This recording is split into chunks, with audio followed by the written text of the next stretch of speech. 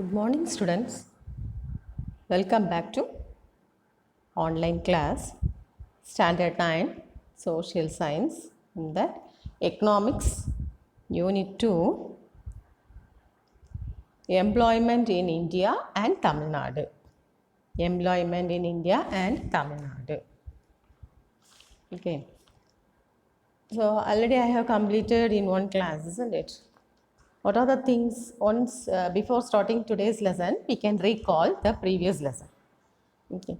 So, employment in Tamil Nadu, India and Tamil Nadu. About that, we have learned. Introduction, we have learned that a basic need is food, cloth, and shelter, and the difference between employees and employers, and what is labor force. Also, we have learned, and the employment structure in India. That is, it was divided into three sectors. They are primary sector, secondary sector, and tertiary sector. About that also we have learned in the previous class, isn't it? So today we can learn types of employment. Okay, types of employment. So today I will explain about the types of employment. What are the types of employment? Organized sectors, unorganized sectors, public sectors and private sectors. About these only we are going to learn today, and to detail also I will mark and give. Okay. First one, types of employment, organized and unorganized. So first, organized sector. What is known as organized sector? This organized sector is one that is incorporated with the appropriate authority or government and follows appropriate rules and regulations. So, it was undertaken by the government. Okay. Organized sector means what? It was undertaken by government. Everything it was done by the government. Okay. In short, organized sectors are those which are deliberately planned, designed, and duly sanctioned by competent authority. Okay. With the help of the plan and design by the government, it was undertaken by the government. They are formal by nature. So in India, employees of central government and state government, do you know who are the central government employees and the state government? They are bank, railways, insurance, industry, and so on. They are called as organized sector. So students, what you understand means organized sectors has some formal process and procedure. So one who is working in this organized sector, they have job security. At the same time, they will get more income also, more wages, higher wages than compared to unorganized sector. Okay, and also in organized sector, they have good salary, fixed working hours, paid holidays, and provide medical allowance and insurance also. Okay, this is very, very important. That Roman number 5, question number 3. Compare the employment conditions prevailing in the organized and unorganized sector. So listen carefully. Organized sector means that incorporated with the appropriate authority or government. These sectors are undertaken by the government, and they are giving high salary, and along with that holidays also they are paying the salary, and also working hours also fixed. Okay, and plus job guarantee also. That is called as organized sector. Okay, you understand? Once again we can recall. Organized sector is one that is incorporated with the appropriate authority or government. Okay, so It is those which are deliberately planned, designed, and duly sanctioned by the government authority.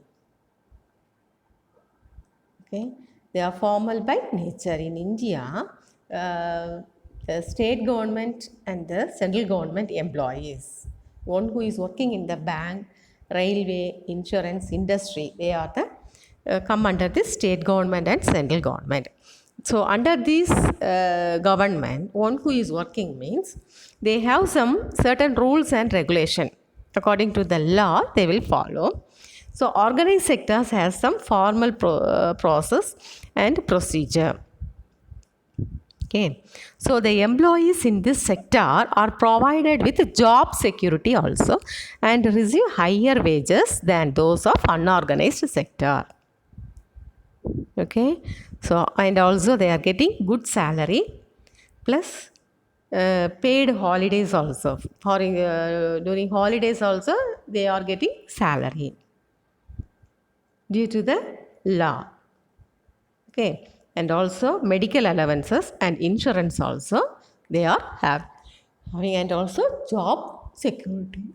Next one, or unorganized sector. Before that, we can see this picture. Sectors in employment, that is in percentage. Primary sector, that blue color primary, secondary, green color secondary, and that orange color is tertiary sector. So, if you see in this chart, 1972 to 73, how much? 2011 to 2012, how much it was increased.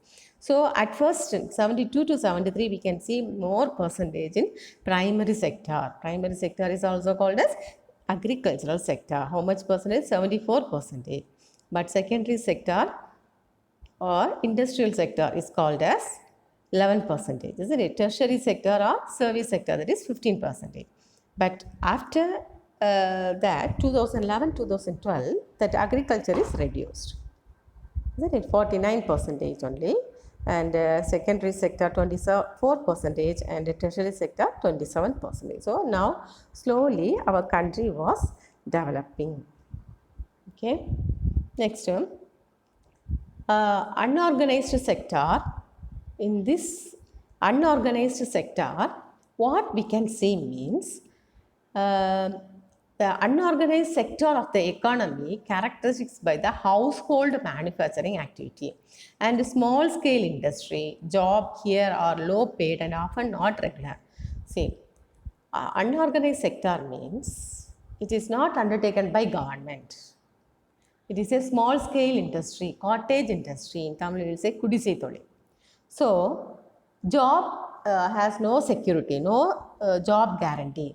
At the same time, they are getting less salary. And mostly they do not have paid leave. That means for leave also they won't give money. If they took leave means no money. At the same time, they are not getting regular job also. Okay. Suppose if they have sickness or fever or anything means, that salary was cancelled. They won't give the salary for particular day. Only whenever they are working, for that alone they are paying the salary. Okay. Employment is not secure in the unorganized sector. When there is no work, people are asked to leave the job. Are you clear? In the unorganized sector, there is no job guarantee. It is not a government job, and also they are not paying that salary for the holidays also, and at the same time that salary also less compared to organized sector. So this sector includes a large number of people who are employed on their own doing small jobs such as selling on the street, doing repair work and so on. So you can see what type of people are doing this unorganized sector job. That means one who is sitting near the roadside and selling some things, isn't it? And also they are repairing some work. Even they are stitching the chapels, that and all. Isn't it? Whether they are getting all the day the job, no. So, this unorganized sector, they are people who are employed on their own, okay, doing small jobs such as selling on the street and doing repair work and so on. So, in the unorganized sector, the employment terms are not fixed and regular. Okay, they do not enjoy any special benefit or job security. These enterprises are not registered with the government. So compared to organized sector, unorganized sector is not a government job. At the same time, no job security. There is no medical allowance. There is no insurance, and there is no fixed salary. They are getting less salary only. Only they are doing small work by selling something on the near the street or like that only. The unorganized sector the people are doing. Okay, so it is not having a job security also. Next term, uh, public sector versus private sector. So these economic activities are classified into public and private sector based on who owns asset and is responsible for the delivery of service. Okay, next one, public sector versus private sector. Public sector versus private sector, the economic activities are classified into public and private sector based on who owns asset and is responsible for the delivery of services. Okay, according to their asset. Asset means what? Property. Okay, they are responsible for the delivery of their services. According to their asset only, they are classified as public and private. Okay, so now we can see in this tabular column this sectors, public sector, private sectors. Under public sector, local government, central government, nationalized industry. Okay, but under the private sector, unincorporated sector, incorporated sector, and franchise.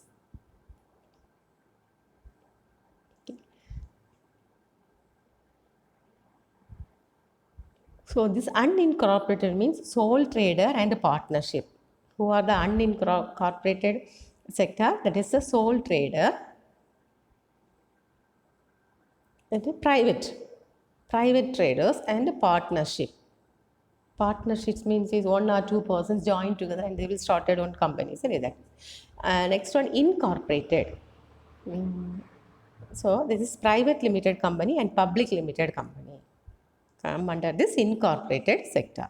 Next, franchise. Franchise means one who's they will get the order from the government and they will start their industry or some business.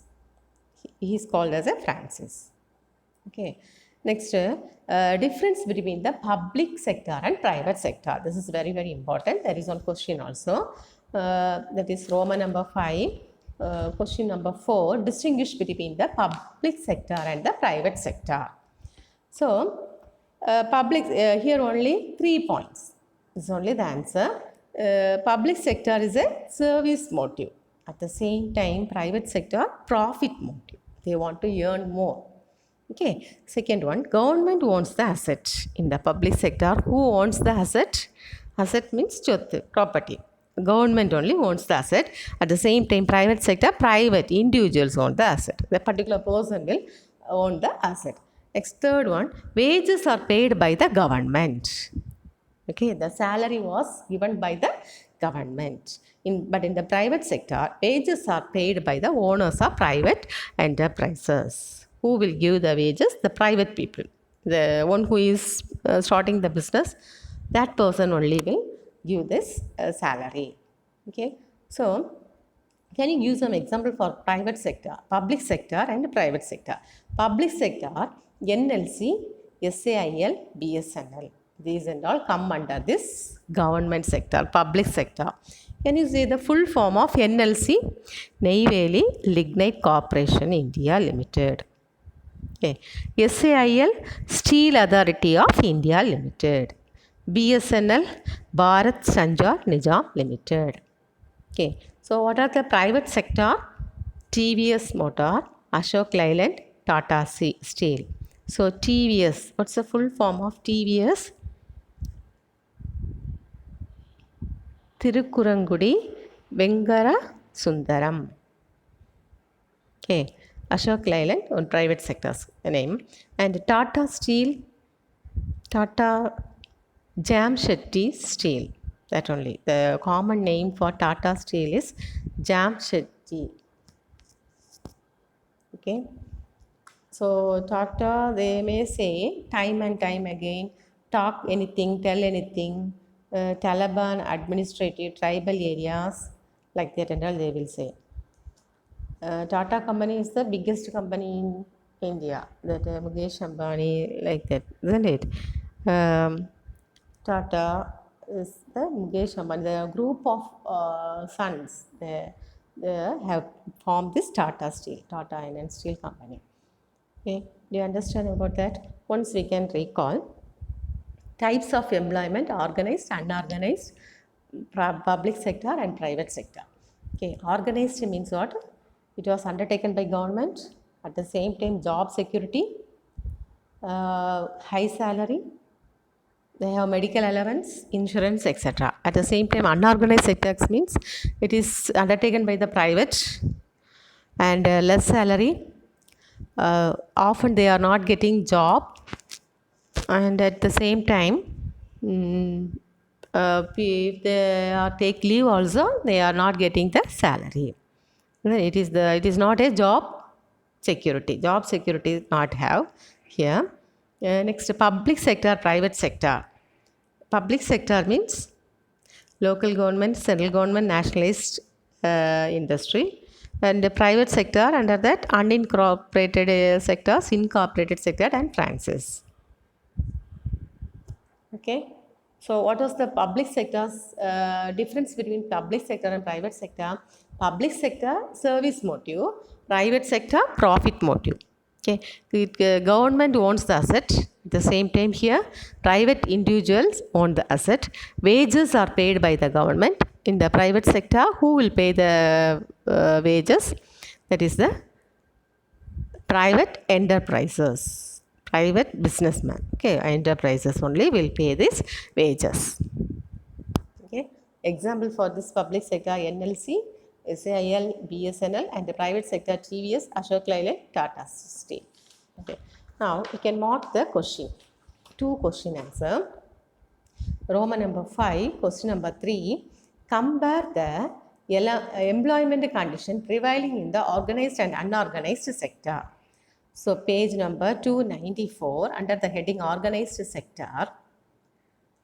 The organized sector is, cut the word one, that is, okay, is incorporated with the appropriate authority or government and follows appropriate rules and regulations. Up to that, next, 5th line, employees of central and state government, bank, railway, insurance, industry, and so on can be called as organized sector. Up to that, next, from there, 4th line, the employees in this sector are provided with job security and receive higher wages than those of the unorganized sector. Next, organized sector gives good salary, fixed working hours, paid holidays, and provide medical allowance and insurance also. That one, organized. Next, unorganized sector.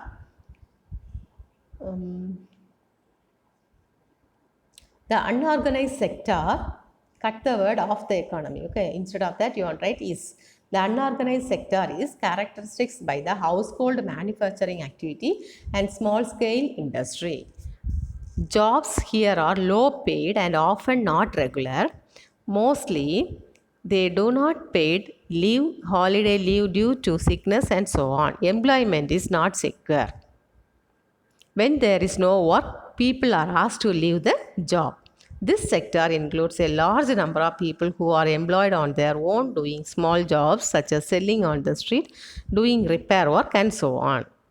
Next pair also full. In the organized sector, the employment terms are not fixed and regular.